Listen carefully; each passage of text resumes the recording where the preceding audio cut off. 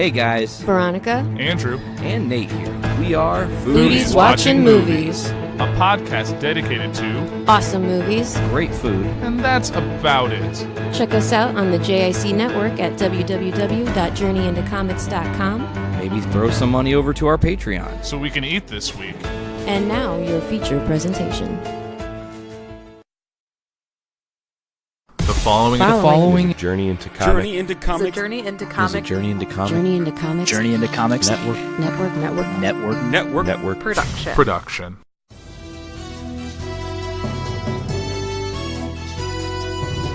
We interrupt the Journey into Comics network feed for this late-breaking edition of Puhr News, featuring Andrew Puhr. Welcome back, ladies and gentlemen. This is episode 10 of Puhr News. Yes, the show that covers all of the political news and the news going around the world. Happy Christmas if you're listening to this on Christmas Day. I understand if people are going to be waiting, Christmas Day or the Christmas season are kind of common days where people are usually busy. And with a government shutdown, who knows what you could be doing right now.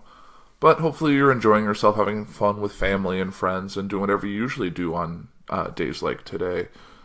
I'm actually recording this in the early morning hours of Christmas Eve because I was kind of waiting to see what else could happen before the holiday season, and with stuff going along for wedding planning and getting the house ready for Christmas and family coming in. It's just been kind of a whirlwind over here, but I just want to bring you the news today. And one thing that I've been wanting to talk about for a while, but it just kept kind of put in the wayside, is the fact that I feel like everyone in America, and really everyone in the world, seems to be getting a lot more thin-skinned. Everyone keeps calling each other snowflake regardless of what side you're on, what's going on. If you can't have a compelling argument against something happening, the other person is a snowflake for getting offended by whatever you're saying. I've seen people call liberal snowflakes, people call conservative snowflakes. I've just seen it just go back and forth. And are we all just snowflakes? Is everyone just getting too thin-skinned to put up with a Christmas song or a border wall or whatever it is that people are upset about?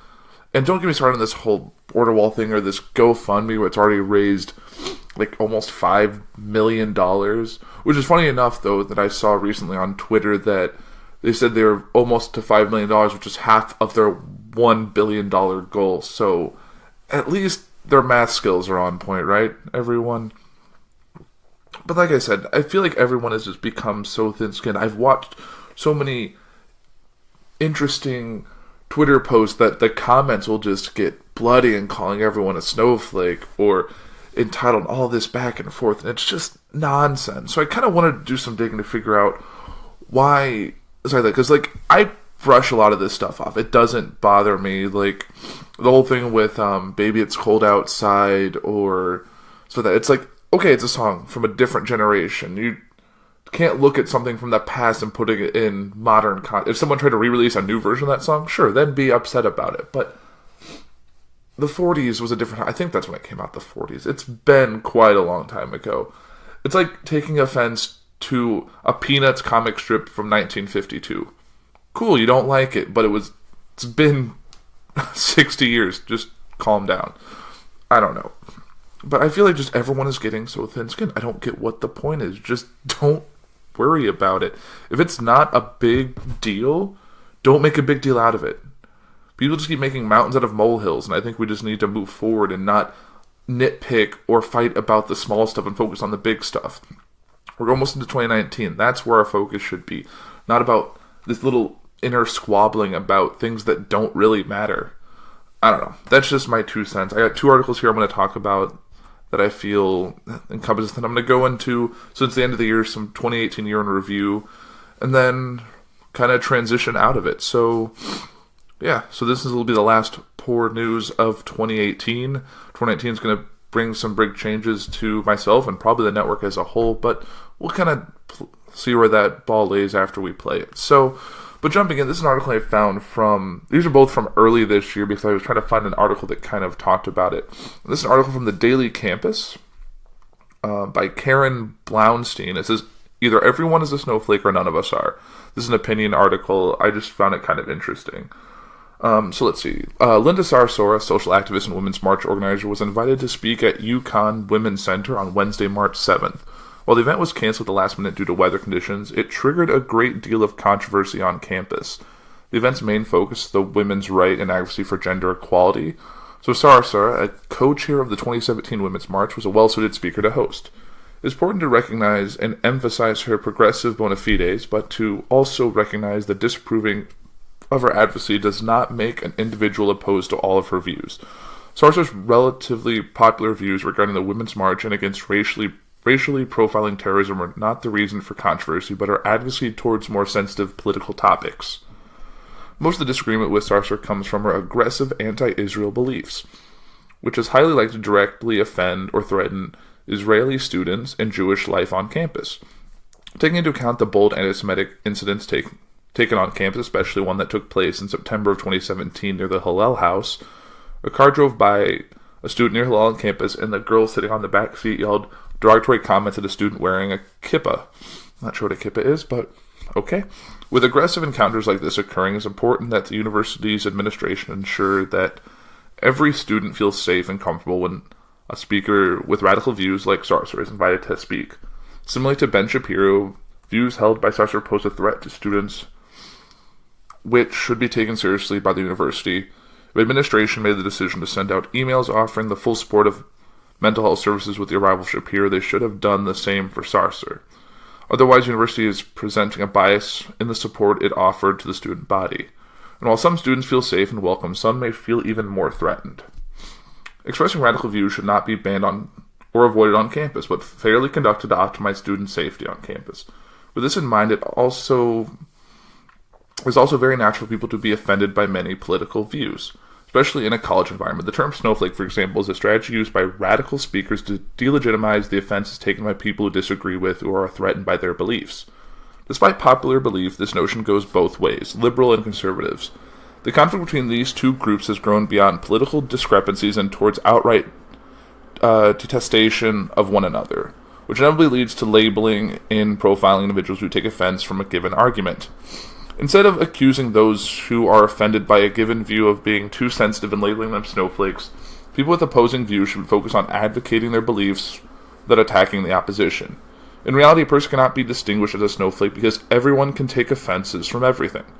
If people who are threatened by radical arguments are snowflakes, then everyone is a snowflake. A person that is not threatened by anything simply does not exist, and a belief is not a belief if it is universally agreed or disagreed upon. Rather than labeling those who take offense from certain radical beliefs, institutions should ensure safety despite the presence of radicalism, and that individuals who are threatened are fully supported and have a place where their voices are heard.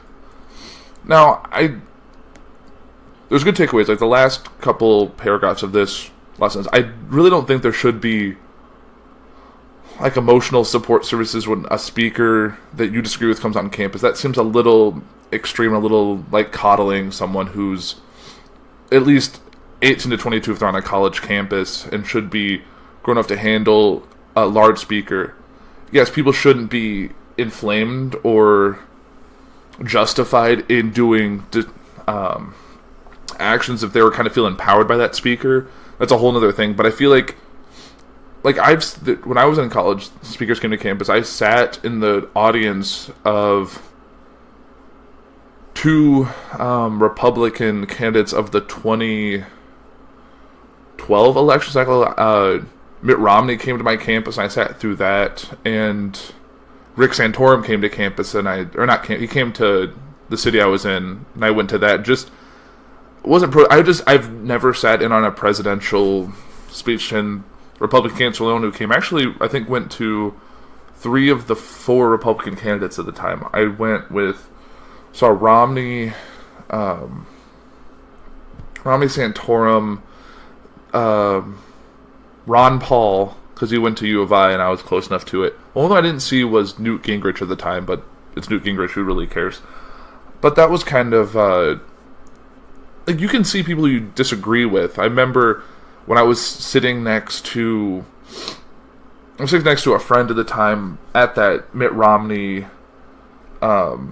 speech, and the person who was a friend of mine had a question for him, and looking back, it was kind of a little embarrassing just because of what it did, but she stood up and said, you talk about making people happy or the happy life for Americans, and she said, no, what made me happy would be free birth control, and he said something to the effect of, if you want free birth control, go with the other guy. I personally don't think birth control should be free. That's just my 2 cents.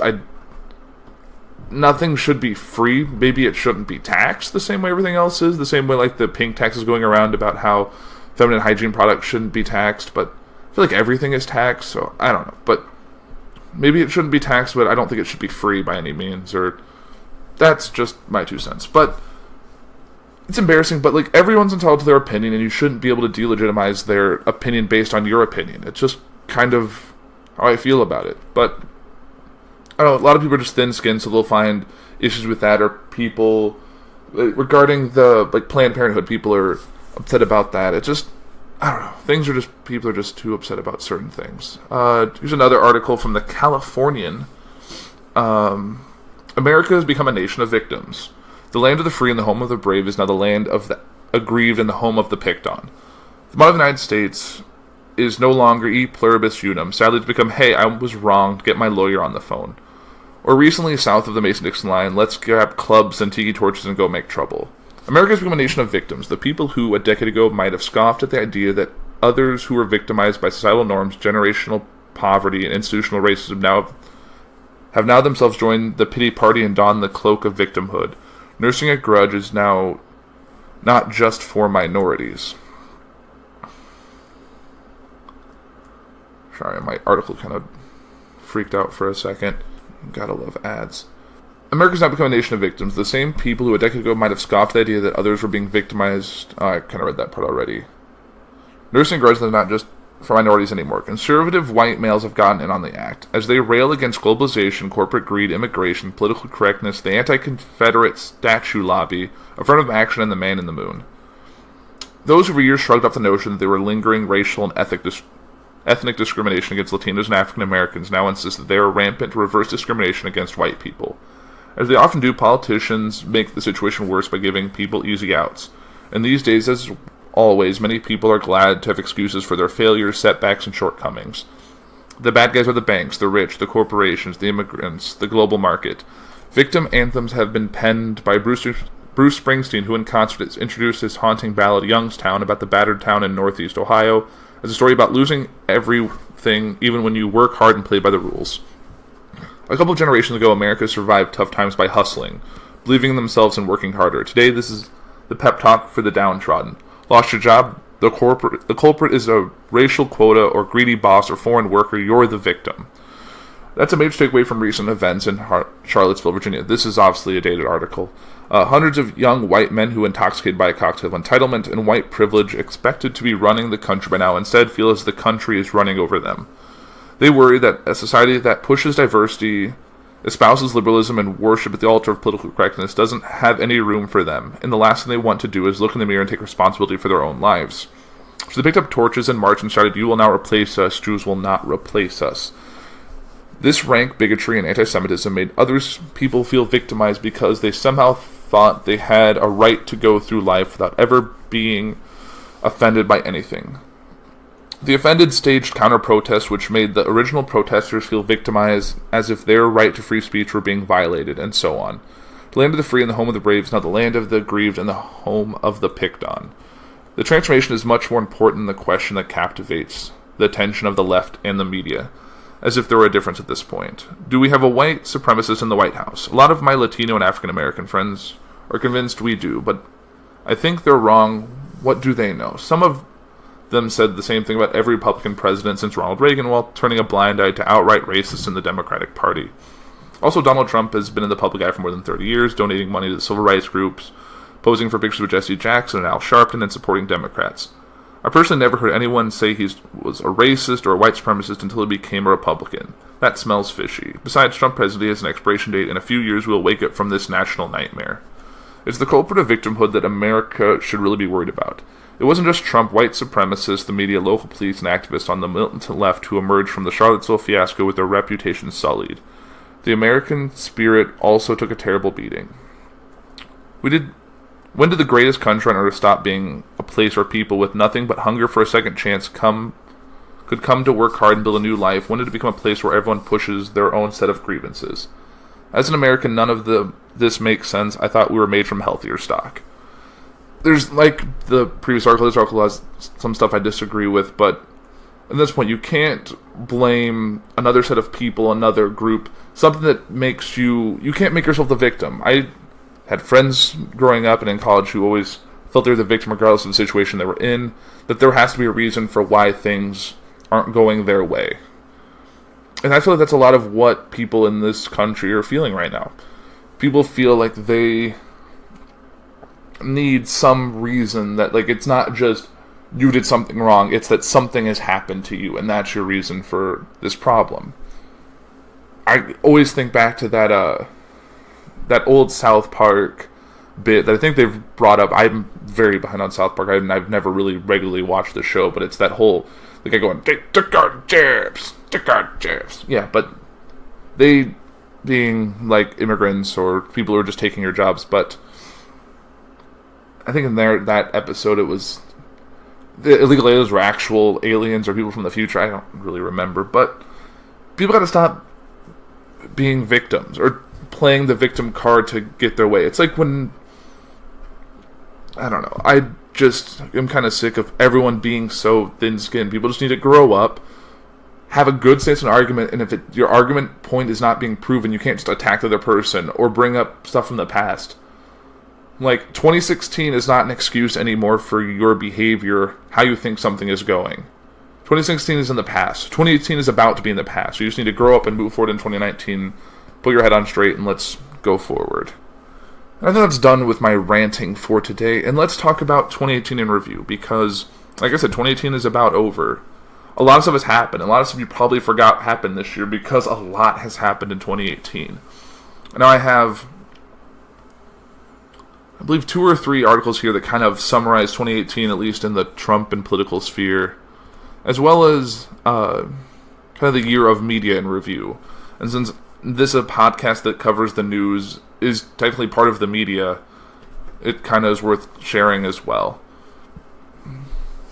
So, this is a New York Times article that says, 2018 review, the high and lows of Trump's year. For President Trump, 2018 has been a year of perpetual motion.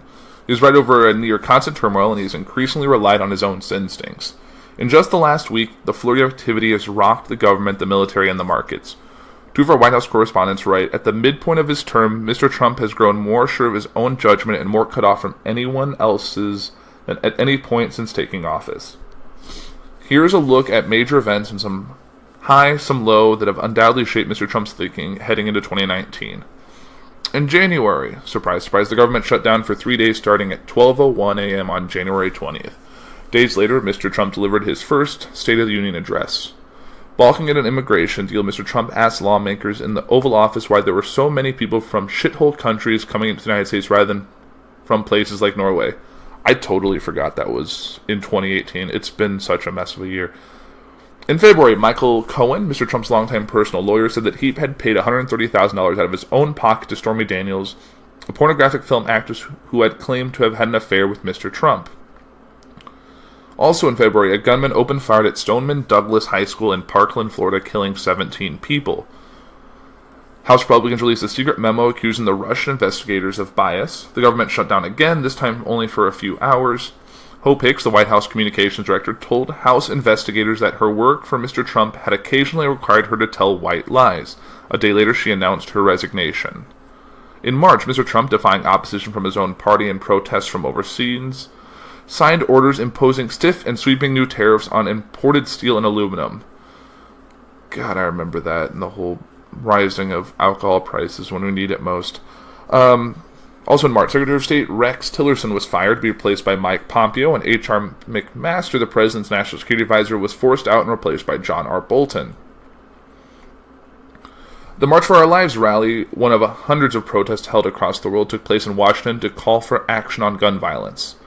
The special counsel Robert S. Mueller subpoenaed the Trump organization to turn over documents, including some related to Russia. John Dowd resigned as Mr. Trump's lead lawyer for the special counsel investigation. In April, Mr. Trump denied knowledge of hush payments to Stormy Daniels. The FBI raided Mr. Cohen's office and hotel room. Mr. Trump called it disgraceful. The United States, Britain, and France launched airstrikes against Syria over suspected chemical weapon attack.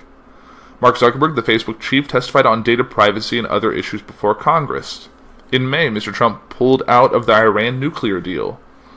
He also revamped his legal team for the Russia investigation. The American embassy in Israel was moved to Jerusalem. The same day, mass protests along the Gaza border raged anew. The Department of Homeland Security enacted a zero-tolerance immigration policy, causing the forced separation of migrant families at the border. In June, outrage over the separation policy swept the country, prompting the administration to launch an aggressive defense. Under enormous political pressure, Mr. Trump signed an executive order meant to end family separation. Also, Mr. Trump met with Kim Jong-un, the North Korea's leader, in Singapore and discussed eliminating the North's nuclear arsenal. In July, the Special Counsel issued an indictment of 12 Russian intelligence officers in the hacking of the Democratic National Committee and the Clinton presidential campaign. During a news conference in Helsinki, Finland, Mr. Trump stood next to President Vladimir Putin of Russia and publicly challenged the conclusion of his own intelligence agencies that Moscow interfered in the 2016 presidential election. Many Republicans were not pleased with the performance. A lot of them criticized the remarks. Scott Pruitt, the EPA chief, resigned under a cloud of ethics scandals. Judge Brett Kavanaugh was nominated by Mr. Trump to fill a vacancy on the Supreme Court, left by the retirement of Justice Anthony M. Kennedy. In August, Paul Manafort, Mr. Trump's former campaign chairman, was convicted of 5 counts of tax fraud, 2 counts of bank fraud, and 1 count of failure to close a foreign bank account. Also in August, Senator John McCain of Arizona died at 81. Mr. Trump was not invited to the funeral. While the president was absent from Washington National Cathedral, he was a clear point of contrast to the former senator. Mr. Cohen, pleading guilty to the litany of crimes, said in court that Mr. Trump had directed him to arrange payments to 2 women, including Stormy Daniels, during the 2016 campaign to keep them from publicly speaking about the affair they said they had with Mr. Trump. Federal prosecutors affirmed this months later. September, after an initial round of confirmation hearings, Judge Kavanaugh reappeared on Capitol Hill to testify about the allegations of sexual misconduct. One accuser, Christine Blasey Ford, also delivered emotional testimony. I still like the SNL bit involving Matt Damon about that. It was pretty funny. Judge Kavanaugh was confirmed by the Senate to the Supreme Court. The Trump administration, Mexico, and Canada negotiated a new trade deal to replace NAFTA, called the United States-Mexico-Canada Agreement, or USMCA. Still a mouthful, still don't like the title. A member of the Trump administration, identifying himself or herself as a senior official, wrote an opinion article for the New York Times claiming to be a member of the resistance in the administration. Also in September, Hurricane Florence thrashed the East Coast, particularly the Carolinas. In October, Jamal Khashoggi, a columnist for the Washington Post who was critical of the Saudi Arabia's rulers, was killed at the Saudi consulate in Istanbul. The United States unemployment rate dropped to 3.7%. Hurricane Michael slammed into the Florida Panhandle. 11 people were killed when a gunman shouting anti-Semitic slurs opened fire at a synagogue in Pittsburgh. A man in Florida was arrested in connection with a wave of mail bombs that targeted people critical of Mr. Trump, including former President Barack Obama, former Vice President Joseph Biden, the actor Robert De Niro, and CNN. In November, a wildfire in Northern California became the deadliest in the state's history. Mr. Cohen pleaded guilty to lying to Congress and said Mr. Trump had been more involved in discussions over a potential Russian business deal during the presidential campaign than previously known. Also in November, Democrats won control of the House, picking up 40 seats in the midterm elections.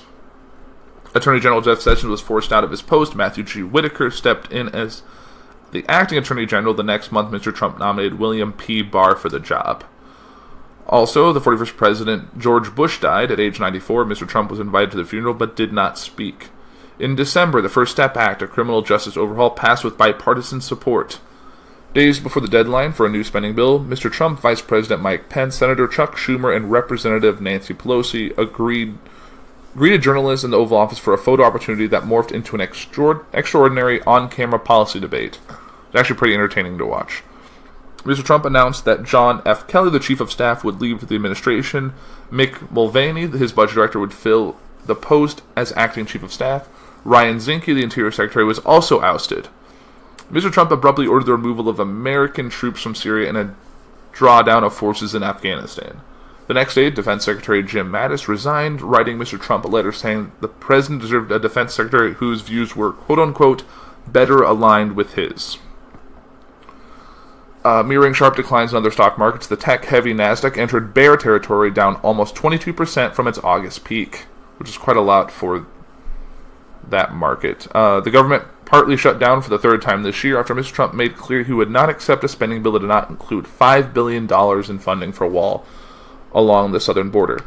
And speaking of the wall, I have to address this GoFundMe again. I talked about it at the beginning of the show, but this GoFundMe that's raised $5 million through GoFundMe, that someone just started, just someone out of the blue, which I've read into. For one, GoFundMe claims, I think, 20% of the take. Maybe it's not 20%, but it takes a percentage as a part of its existence. So it's getting a nice chunk of change. And this person who gets the money can't really just write a check to the government. Like, it can donate to people in the government, but it can't just be like, here's $5 million or $10 million. Just, here you go, just take it. Like, no, that's not how this works. But some people have been so, like if Mr. Trump started it himself, that, oh, I'm going to donate $5,000, $10,000, a couple $100. Because people are just throwing money at this thing. Like, Mr. Trump can take this money and be like, all right, here's your wall. I'm going to put your names on it. Maybe Mr. Trump started a Kickstarter where you can get your own brick signed or something. I don't know. That's just ridiculous. People are just so believed. It's like giving money to an African prince who just needs your social security number and your bank information, and he can give you all the riches beyond your dreams when this is all over. It's just dumb and stupid, and people shouldn't be spending their hard-earned money this time of year on that.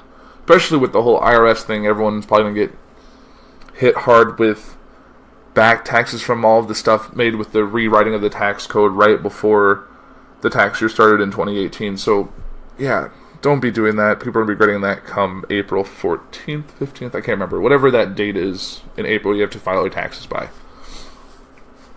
That's one article on 2018 Review. The other one, which is from USA Today, I think this one goes by state, which is a little bit different. So, in 2018, the eyes of the nation were again fixed on President Donald Trump, whose second year in office was no less remarkable than his first. It was a year that saw the president open up trade wars, meet with North Korean leader Kim Jong-un, spar with the press, and defend hush money payments to women he allegedly had affairs with. All while new revelations and indictments poured out to special counsel Robert Mueller's investigation into Russian election meddling. Policies and politics divided us. We found ourselves embroiled in a fierce immigration debate. Trump's Supreme Court nominee Brett Kavanaugh sent into the High Court despite sexual allegations from Christine Blasey Ford. Nature humbled us. California burned as the Camp Fire became the most destructive in state history. Hurricane winds and floods battered the Carolinas, but other stories made us proud. Team USA brought home 23 Olympic medals from Pyeongchang, South Korea, and teachers fought for better pay. Now, to be totally honest, I kind of forgot there was an Olympics this year. Completely didn't have any on the radar. Like, when I read this today, I was like, oh yeah, that did happen this year.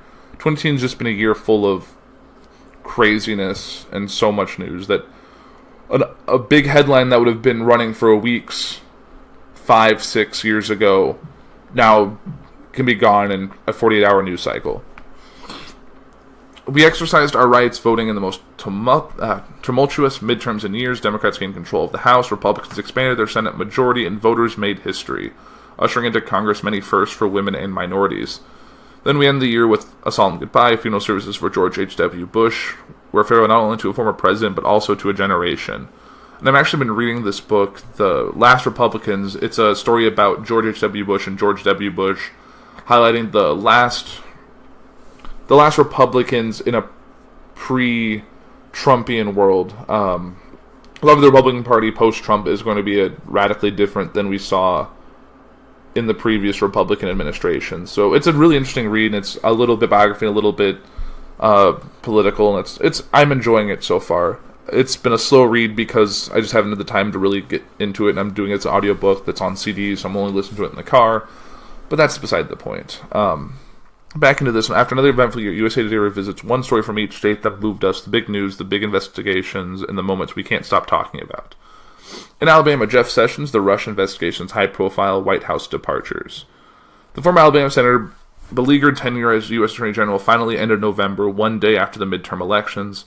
While Sessions was one of the President Donald Trump's earliest supporters, He was berated by the commander-in-chief for accusing himself from the investigation in Russia meddling of the 2016 presidential elections.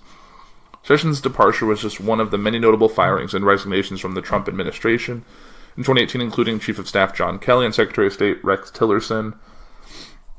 As for the Russia investigation, Trump has denied wrongdoing and repeatedly called Special Counsel Robert Mueller's looming investigation a witch hunt.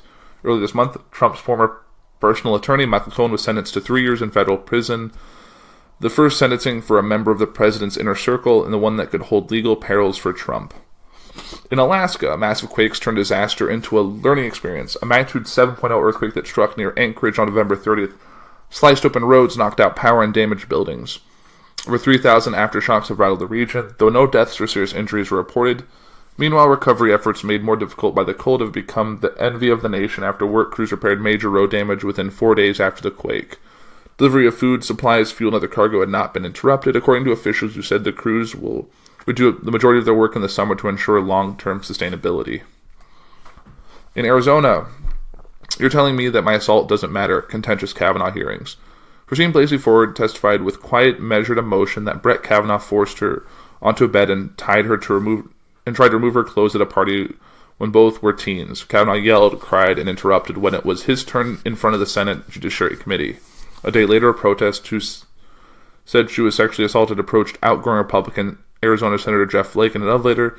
You're telling me that my assault doesn't matter, the audibly emotional woman told Flake. The moment seemed to matter, as if it was Flake alongside Senator Chris Coons, who called for a week-long FBI investigation. Ultimately, Kavanaugh was confirmed to the U.S. Supreme Court.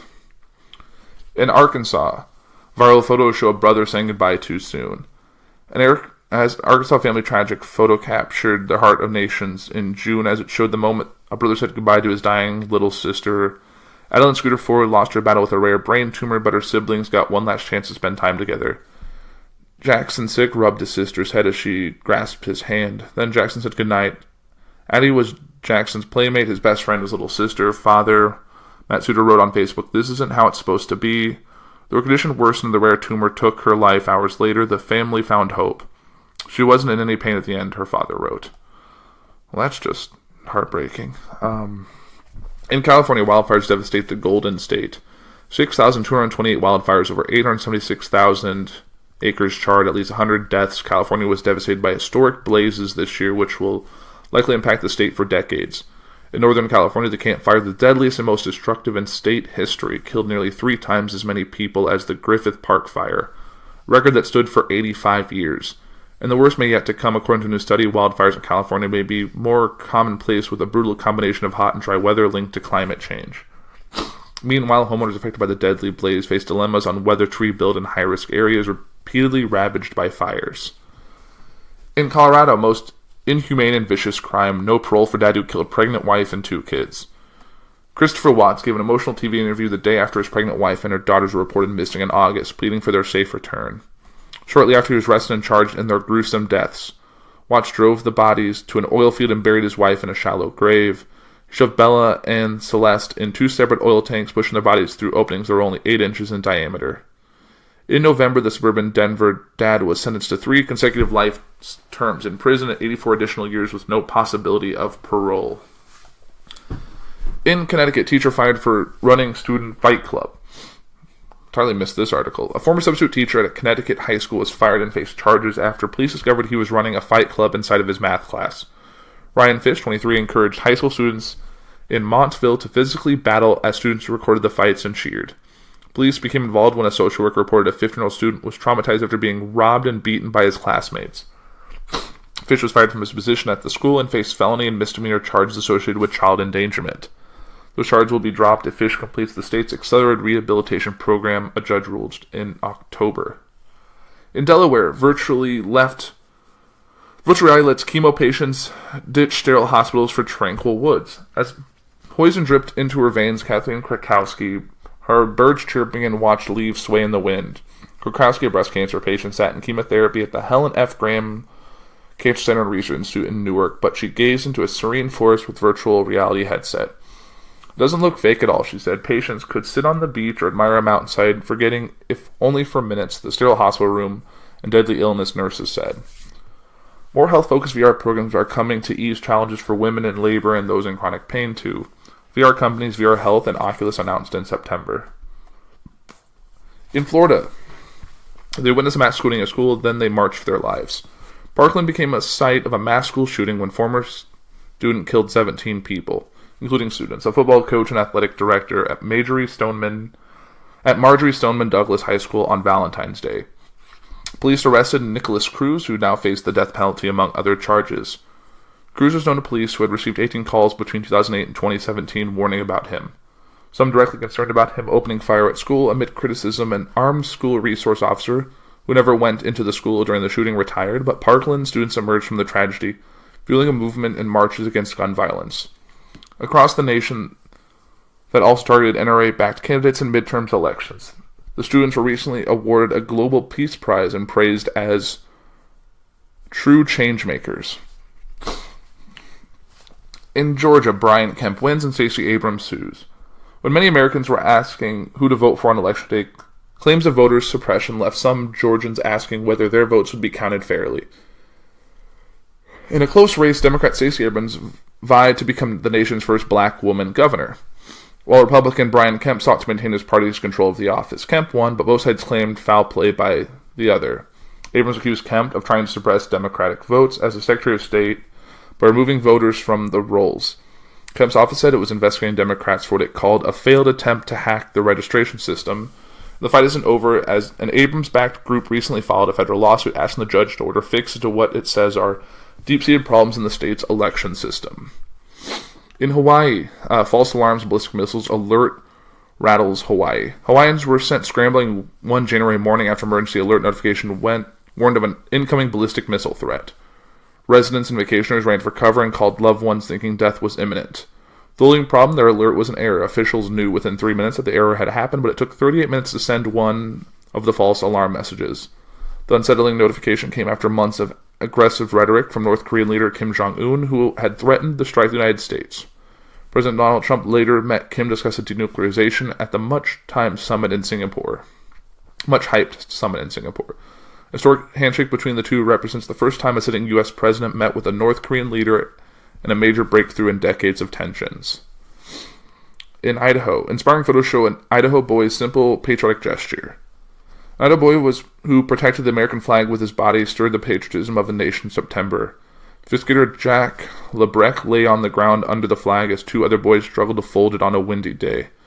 The moment of respect was captured by a passerby who shared the image to Facebook, where it soon made national headlines. The image was so iconic that some questioned its authenticity. Was it staged? Some asked photographer and Facebook user Amanda Raylan. Most certainly was not. The boy had no idea I was taking the photo, she said. They took it upon themselves to protect the flag. Illinois. He was stopping a gunman at a bar. He was shot by police anyway. Jamel Roberson was doing his job when a suburban Chicago police officer fatally shot him. The 26-year-old armed guard, who was black, had detained a suspected gunman at the bar where he worked and was waiting for police to help when an officer who was white opened fire on him. Police say the officer ordered Robertson to drop his gun. Witness said they shouted that Robertson was a security guard. Robertson's death prompted cries for justice from civil rights advocates and a federal lawsuit filed by his mother against the still unnamed police officer in Midlothian, where the officer is from, and his death was just one of the hands of police in 2018. In Indiana, aftershocks from Larry Nassar upend USA Gymnastics. The fallout from the sexual abuse committed by Larry Nassar further engulfed Indianapolis-based USA Gymnastics in 2018, threatened to swallow up top executives at the sport governing body itself. Criminal cases ended in February against Nassar, the former USA Gymnastics doctor convicted of sexually assaulting young gymnasts. USA Gymnastics CEO resigned in September, forcing out under heavy criticism. The organization filed for bankruptcy protection in December, sagging under the weight of lawsuits from survivors of Nassar's abuse. The next week, the chief of the U.S. Olympics Committee was fired after a report found both the committee and USA Gymnastics failed to adopt appropriate child protective policies to prevent abuse. In Iowa, Molly Tibbetts went missing. Her story gripped a nation. Molly Tibbetts was last seen running along Boundary and Middle Streets in her hometown, Brooklyn. On July 18th, surveillance footage showed the 20-year-old University of Iowa student was reported missing the next day, sparking a month-long search that gripped Americans from Iowa to the White House. I just want Molly's family to know you're on the hearts of every American, Vice President Mike Pence said August 15th. Authorities found her body in a cornfield southeast of Brooklyn 6 days later and charged Christian Rivera, a 24-year-old Mexican national, with first-degree murder. Rivera who led police to the body, said he blocked his memory after pursuing Tibbetts during her run. He pled not guilty to the charge. In Kansas, armed officer adopted Korean daughter forced to leave U.S. A South Korean-born teenager who was adopted by her aunt and uncle in Kansas will soon be forced out of the country. Now retired Army Lieutenant Colonel Patrick Schreiber and his wife Soo Jin delayed a formal adoption of daughter Haibin, in large part because Schreiber, a 27-year-old Army veteran, was deployed in Afghanistan where he served as an intelligence officer. Following poor legal advice, the parents formally adopted their daughter a year too late when she was 17, 1 year after the cutoff for a foreign-born child to drive citizenship from an American. According to immigration law in September, a federal judge said the girl must leave the country immediately after she graduates Kansas University. The family said if their daughter is deported, they will move to South Korea. In Kentucky, it is such a shock. 2 die in shooting in Kroger grocery store. Minutes after trying to break into a predominantly black church, a shooter gunned down 2 black shoppers at a Kroger grocery store in Jeffersontown. In October, the suspect, Gregory Bush, was charged with federal hate crimes and reportedly told another man who shot at him in the store's parking lot, "Don't shoot me, I won't shoot you. Whites don't shoot whites." The community mourned the deaths of Vicki Lee Jones, 67, and Maurice E. Stollard, 69, who was shopping with his grandson at the time of the shooting. In the Louisiana, mother keeps dying in childbirth. The simple solution is ignored. More than 50,000 American women are severely injured during childbirth each year. About 700 die. Why? Medical workers skip safety practices known to head off disaster. And the deadliest state for pregnant women and new mothers is Louisiana, where, according to the USA Today investigation, Deadly Deliveries, there was 58.1 deaths for every 100,000 births in the Pelican State from 2012 to 2016. Half of these deaths could be prevented, best estimates say, that and have the injuries reduced or prevented with better care. Through our investigation, USA Today contacted 75 hospitals in 13 states to ask if they followed certain nationally recognized safety practices. Half wouldn't answer. In Maine, smoked lobster restaurant tries marijuana to ease crustacean pain. At Charlotte's legendary lobster pound, your lobster might get smoked before it gets steamed. The restaurant in Southeast Harbor experimented with using marijuana to ease lobster's pain before the steaming process. Owner Charlotte Gill said she tried it with a lobster named Roscoe, placing him in a covered box with 2 inches of water as marijuana smoke was pumped inside. Gill said Roscoe was more calm following the smoke out. PETA is not convinced, though. There is well-established foolproof way to prevent crustaceans from suffering, though, and that's by not eating them. Okay. Telling Maine people not to eat lobster. Sure. In Maryland, it's like a war zone, but they still put out a damn paper.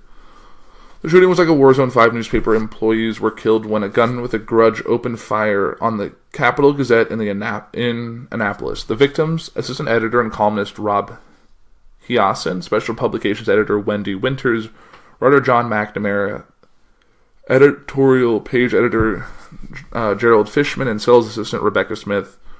Gerard Ramos, now charged with 5 murder counts, had sued the paper over a 2011 article about his guilty plea for harassment. It unleashed vitriol on social media against the paper and the staff for years. But the tragedy didn't stop Capital Gazette journalists from doing their jobs, and their colleagues who have been killed and putting out a damn paper the next day. In December, they, along with murdered Saudi Arabian writer Jamal Khashoggi and other journalists, were named as Times Person of the Year. In Massachusetts, hidden dangers lurk underneath from aging gas pipes. The natural gas industry and government regulators have known of the dangers of leaking gas pipelines for decades. Repairing those pipes is not only difficult and expensive, but also sometimes perilous. In September, utility crews upgrading cast iron pipes inadvertently caused fire and explosions in 3 northern Massachusetts towns, killing 1 person, injuring 21, and leaving hundreds homeless. Investigators say Columbia Gas issued faulty work orders that contributed to the blast. The Merrimack Valley, the area north of Boston, shaken by explosions and served by some of the nation's oldest and most leak-prone pipes, according to the USA Today analysis. The explosion could become the most expensive natural gas disaster, even for a utility that was already spending $80 million this year to upgrade an aging infrastructure. In Michigan, Aretha Franklin, America says goodbye to a queen. Aretha Franklin, the Queen of Soul, whose music shaped the American songbook for over 50 years, died of pancreatic cancer in August. Franklin was a transcendent cultural figure of the 20th century. She sang for presidents and royalty and befriended high-profile leaders such as Reverend Martin Luther King Jr. and Jesse Jackson. Amid the global glitter and acclaim, she remained loyal to her adopted home, living in the Detroit area for decades. Her marathon 8-hour funeral featured speakers like former President Bill Clinton and legendary record producer Clive Davis, and include musical tributes from Stevie Wonder, Ariana Grande, and Jennifer Hudson. Reverend Al Sharpton called Franklin's career the soundtrack of the civil rights movement, saying, "We don't all agree on everything, but we agree on Aretha." In Minnesota, Washington welcomed a younger, more diverse Congress. In a historic midterm season, Minnesota elected Jan Omar to the House of Representatives in November, when she will serve as one of the first ever Muslim women in Congress. Omar, a Somali-American former refugee, was elected alongside Rashida Tlaib in Michigan, Congress' only other Muslim woman. And they weren't alone, as the 2018 elections were marked by groundbreaking firsts around the country. Deb Haaland and Sharice Davids will serve as the first Native American women in Congress. New York elected Alexandria Ocasio-Cortez, who will be the youngest woman in Congress. In Colorado, Jared Polis will be the first openly gay man to win a governor's race in American history.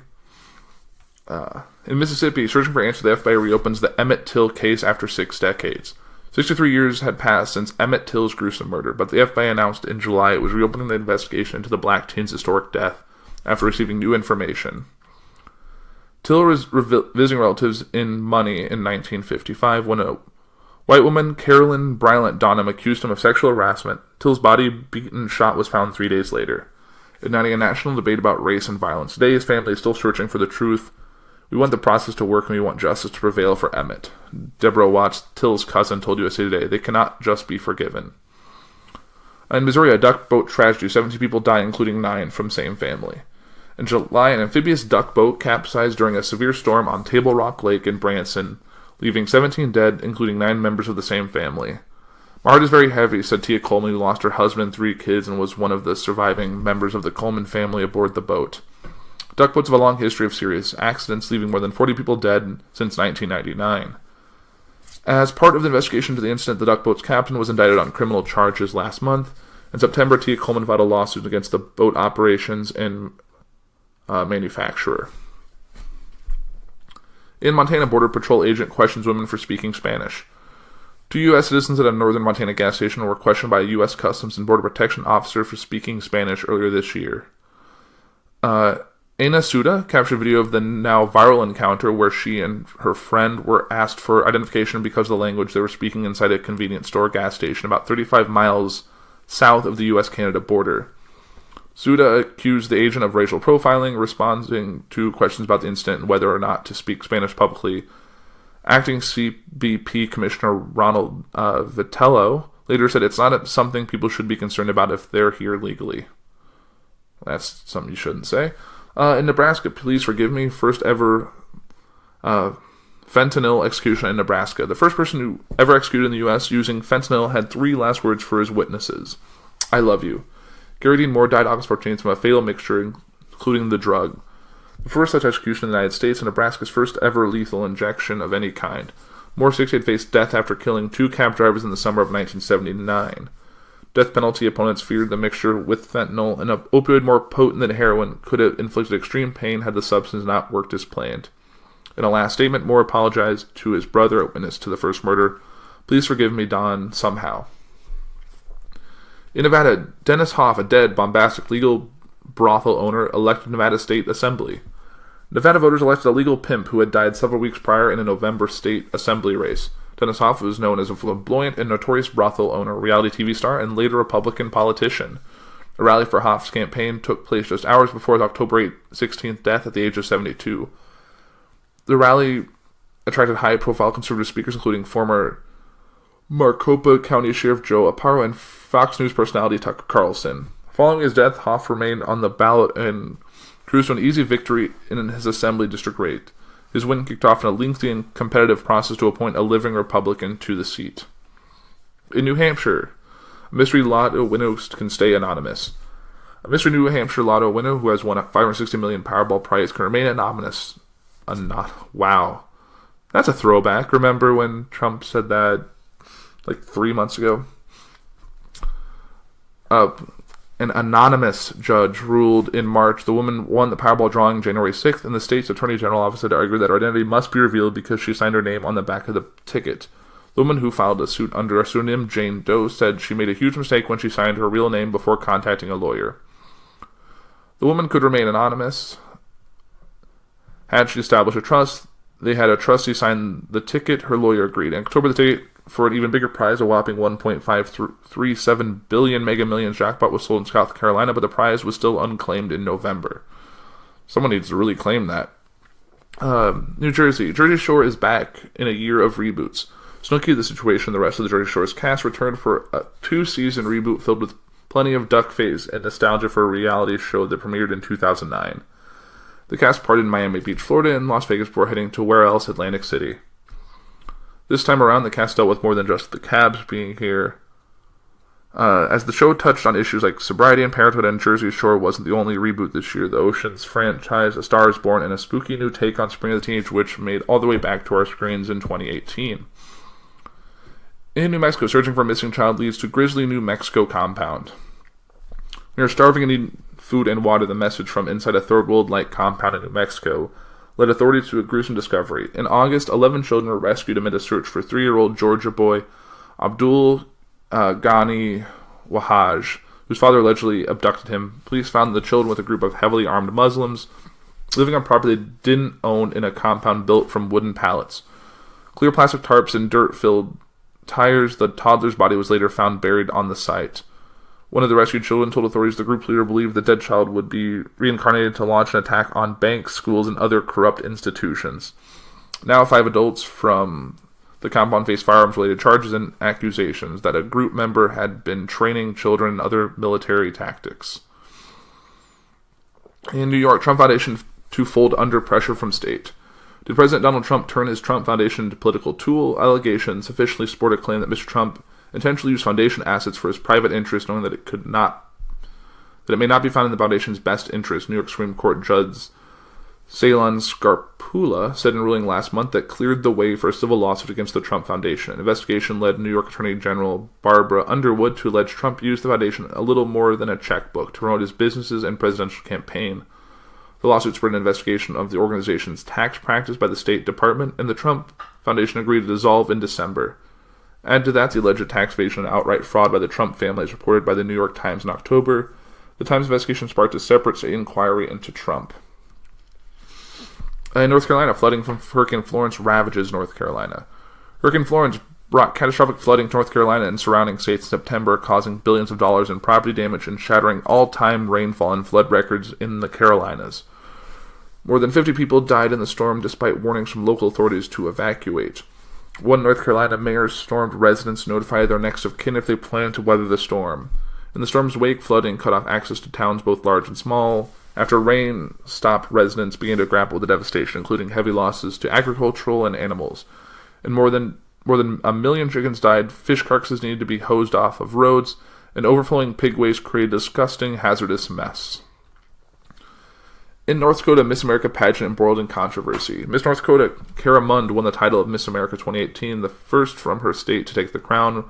But less than 3 weeks before the 2019 pageant this September, Mund publicly accused Miss America CEO Regina Hopper and chairwoman Gretchen Carlson of bullying and silencing her. Carlson, a former Miss America winner and Fox News host, said the organization lost $75,000 in potential scholarship funds as a result of the accusations. The Miss America organization had been taking public steps in the name of female empowerment, but infighting and controversy surrounding the pageant had been making headlines ever since Carlson announced the ceremony would no longer feature a swimsuit competition for the first time in its 98-year history. After the overhaul, the pageant lost 1 million television viewers, and many were unhappy with the changes. In Ohio, they did this quickly, coldly, calmly, and very carefully. One family alleged massacred another in Ohio custody dispute. In November, Ohio authorities charged 6 family members in connection with one of the state's most heinous crimes, a massacre that left 8 members of another family dead in 4 different locations. Authorities alleged that a child custody dispute motivated members of the Wagner family to murder Roden family members in April 2016, leaving some experts stunned that a custody dispute could lead to such a crime. They did this quickly, coldly, calmly, and very carefully, but not carefully enough, Pike County Sheriff Charles S. Reeder said of the charges. 4 Wagner family members have pled not guilty to murder charges, while 2 other members face related charges. In Oklahoma, Sooners quarterback wins the Heisman and apologizes for an old homophobic tweet. Kyle Murray became the second Oklahoma quarterback in a row to win the Heisman Trophy, but then homophobic tweets from when he was 15-year-old resurfaced. Murray, 21, now apologized and joined several other famous athletes thrust into the negative light in 2018 for previous social media activity. Milwaukee Brewers' Josh Hadner had racist, homophobic, and misogynist tweets resurface. Buffalo Bills quarterback Josh Allen saw racist tweets resurface from his teenage years ahead of the NFL draft. Villanova Final Four most outstanding player Dante DiVincenzo had a profane tweet surface right after he helped the Wildcats win a national title.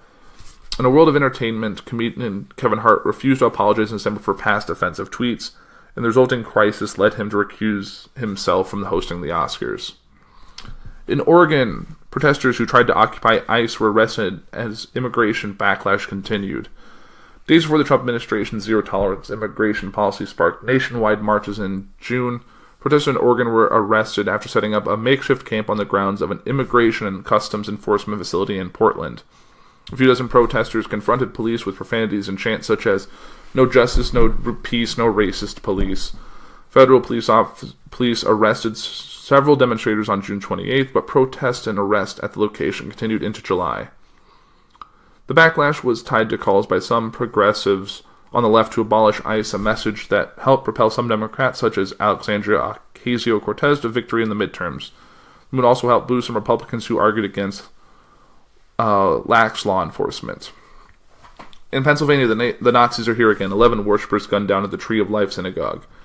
Barry Werber hid in a storeroom. Judah Samet was 4 minutes late. Both survived what would become the deadliest attack in U.S. history, targeting American Jews when a gunman, hurling anti-Semitic epithets, fatally shot 11 people on the Sabbath at the Tree of Life synagogue in Pittsburgh. Even before the attack, violence and harassment of Jewish people and institutions were rising sharply. There were at least 1,986 incidents motivated by anti-Jewish bias, including physical assaults, vandalism, and attacks of Jewish institutions. In 2017, in the United States, a 57% spike in incidents over the years before, according to the Anti-Defamation League. In Rhode Island, Mexican restaurants take heat for an anti-Trump 8645 shirts. A Mexican restaurant in Westerly got some backlash for selling t-shirts that says advocating impeaching Donald Trump. The shirts, which read 8645, were worn by restaurant staffers on Election Day. That was just one showing of how the man not on the ballot, Trump, was actually a big factor in the year's midterms. Trump didn't shy away from making the November 6th election a referendum on him, holding huge rally in string of red and swing states and telling crowds that a vote for the local Senate or House candidate was a vote for me.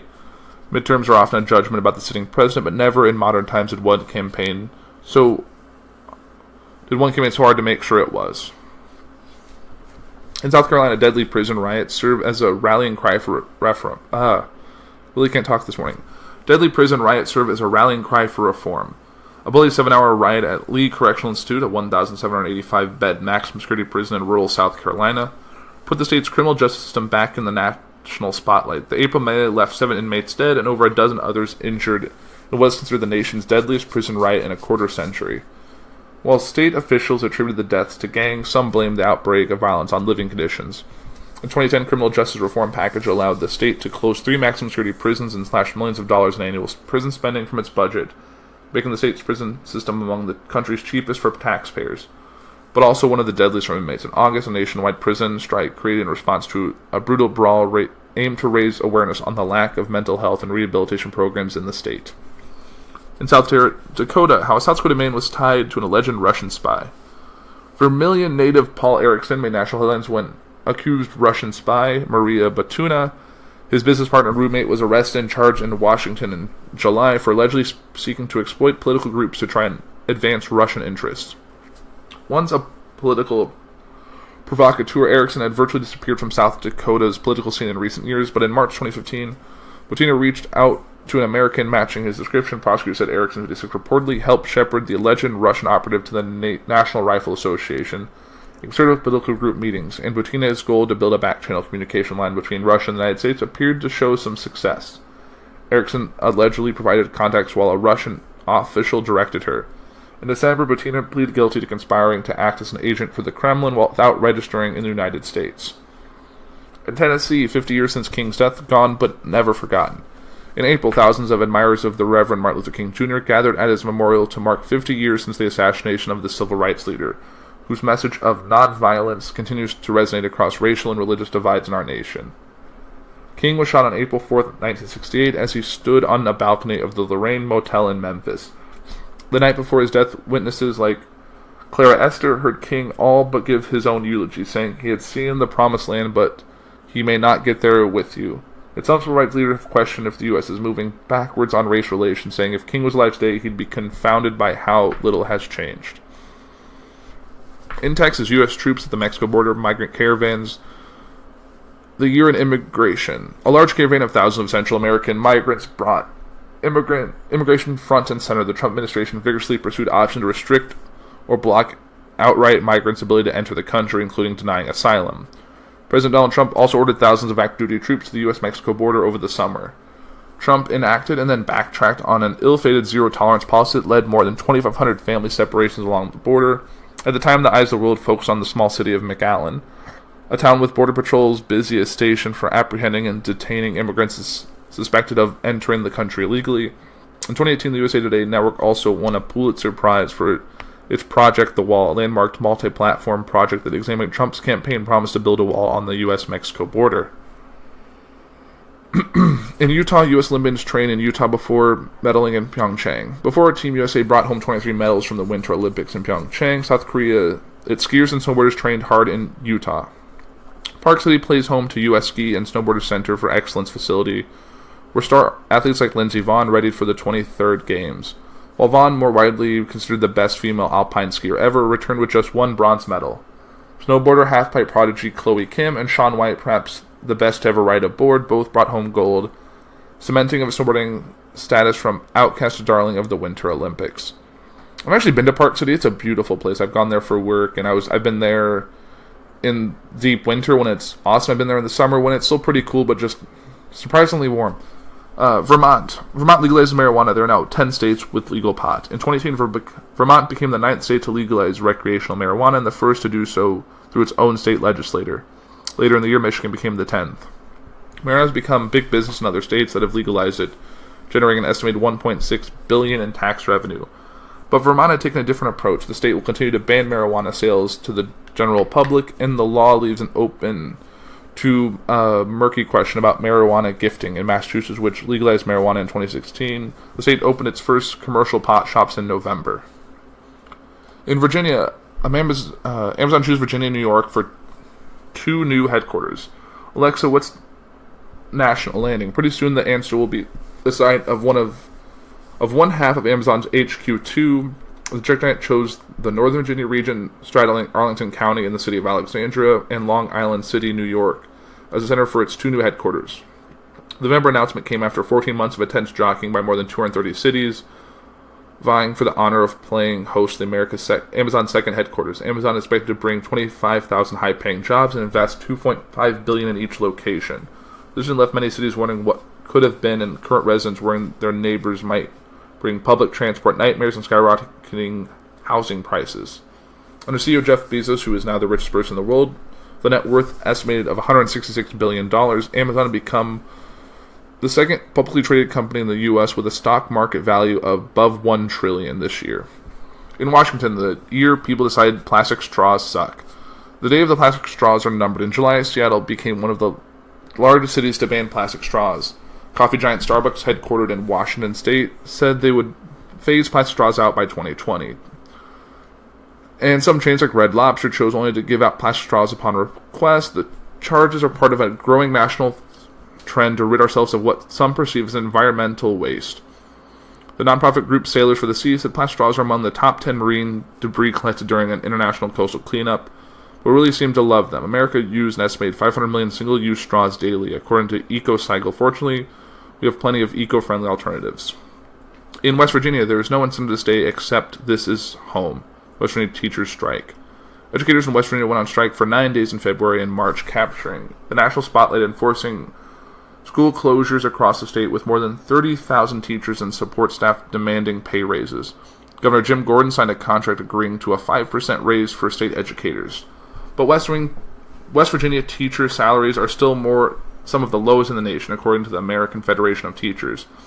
Meanwhile, teachers' discontent across the country bubbled up this year as educators struggling to keep up with early days and pay for classroom supplies out of their own pockets. From Arizona to Kentucky, similar protests broke out demanding better pay and benefits. In Wisconsin left shell-shocked by Trump's trade wars.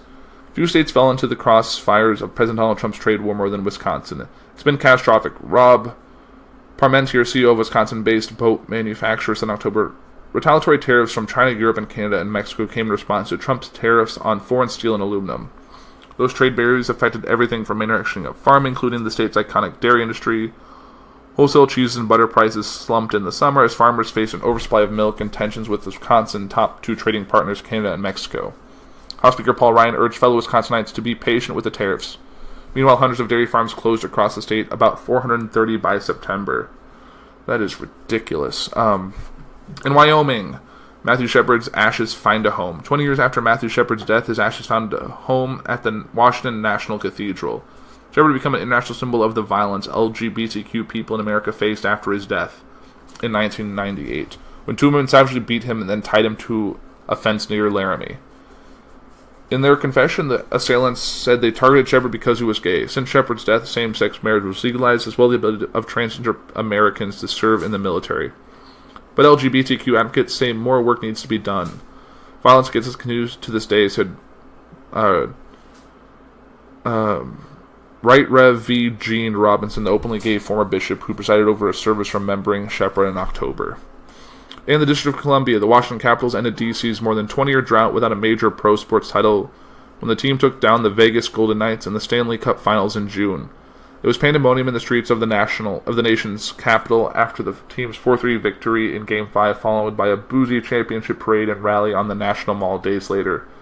The win also marked the first Stanley Cup title in the franchise's 44-year history, and Caps great Alex Ovechkin won the Conn Smythe Trophy as playoff MVP, leading his team with 15 postseason goals. And that really does it for this year in review. I know that I had the media section, but I feel like I've been talking for over an hour, so I really should wrap this up. But I want to leave it on this. This is Christmas Eve. As you're listening, it's Christmas Day. And that leaves me to this article. No government shutdown can keep NORAD from tracking Santa's journey on Christmas Eve. The North American Aerospace Defense Command and its top-notch radar system will tell you when you can get your cookies and milk ready for Santa's arrival. For 63 years, the organization otherwise tasked with detecting aerospace activity has turned its attention to Santa Claus on Christmas Eve, tracking a sleigh and 9 reindeer as they glide through the night to every child's house. Well, the ones he's deemed good for the year. It's a tough task, but NORAD said they are the only organization that has the technology, the qualifications, and the people to do it. In the name of the federal government has shut down, NORAD announced Friday that they'll continue to track Santa's journey. Military personnel and more than 1,500 volunteers will field calls on Santa's location and continue the decades-old tradition.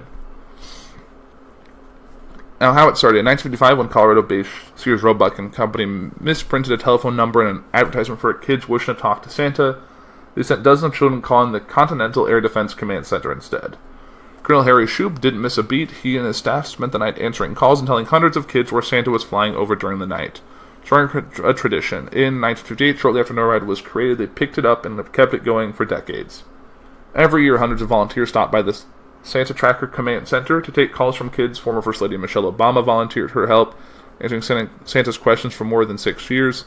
President Donald Trump and First Lady Melania Trump also participated in phone calls in 2017. How they know where he is. NORAD's radar system is installed in more than 47 locations across Canada and Alaska. The agency's satellites, more than 22,000 miles above Earth, use infrared sensors to track heat and help the organization track missile launches that may be directed at North America.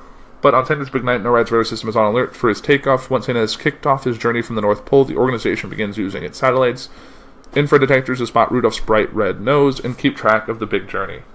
To make sure he has a smooth trip, NORAD's jet fighters often escort Santa and his 9 reindeer during his time over Canada and the United States. But how can you track Santa? NORAD Santa Tracker allows anyone in the world to see where Santa is flying during his journey, but the organization said it never knows when Santa will stop at each house and can only guarantee he'll pay his visit once children are asleep. His route usually starts at the international date line in the Pacific Ocean and heads west. NORAD says his first stops include the South Pacific, New Zealand, and Australia. From there, Santa flies up to Japan, through Asia, across Africa, Europe, Canada, the US, Mexico, and finally Central and South America. For those wondering how Santa managed to visit so many countries in one night, NORAD Intelligence reports that Santa does not experience time the way we do. NORAD says on its website, his trip seems to take 24 hours to us, but to Santa it might last days, weeks, or even months. And you can actually take a peek at Santa's journey by going to, probably just Googling US Santa Tracker, or Santa Tracker 2018. You can call NORAD Track Santa Operations Center at 1-877-HI-NORAD. That is 1-877-446-6723, or send them an email at noradtracksanta@outlook.com. One thing the organization won't have the answer to is how Big Jolly Guy managed to slide down chimneys. NORAD says they're still trying to figure that out. And ending on a high note and a happy note, that'll do it for Puhr News Episode 10. I am Andrew Puhr. Have a Merry Christmas and a Happy Holidays, and I will see you all in the new year.